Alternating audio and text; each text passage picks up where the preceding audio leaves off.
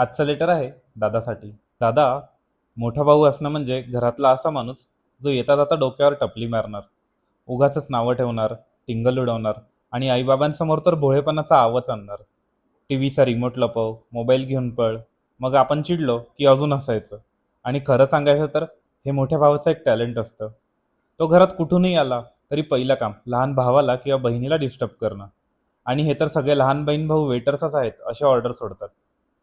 पाणी घेऊन ये, रिमोट दे, ते चार्जर इकडे दे रे जरा. जणू काही घरात परमनंट एम्प्लॉई आहोत आपण. पण खरं सांगू, त्याच्यासोबतची भांडणं ही त्याची काळजीच असते. हे करू नको, तिकडे जाऊ नको, फोन कमी वापर. तेव्हा इरिटेशन व्हायचं. पण मोठं झाल्यावर कळतं की तो ॲटिट्यूड कमी आणि काळजी जास्त होती. आणि मोठा भाऊ कधी डिरेक्टली प्रेम नाही दाखवत. तो काळजी घे असं फार बोलणार नाही, पण उशीर झाला की नेहमी फोन करून विचारेल, कुठे आहेस, किती वेळ आहे. बाहेर कोणी काही बोललं की कोण होता रे तो, म्हणत आधी पेटणारा तोच. आणि ऑनेस्टली मोठा भाऊ किती सायलेंट टेन्शन घेतो ना, हे आपल्याला मोठं झाल्यावरच कळतं.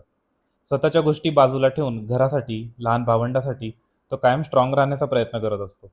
लहान भाऊ किंवा बहिणीसाठी मोठा भाऊ म्हणजे पार्ट टाइम एनिमी, फुल टाइम बॉडीगार्ड. हा व्हिडिओ तुम्ही तुमच्या भावाला नक्की पाठवा.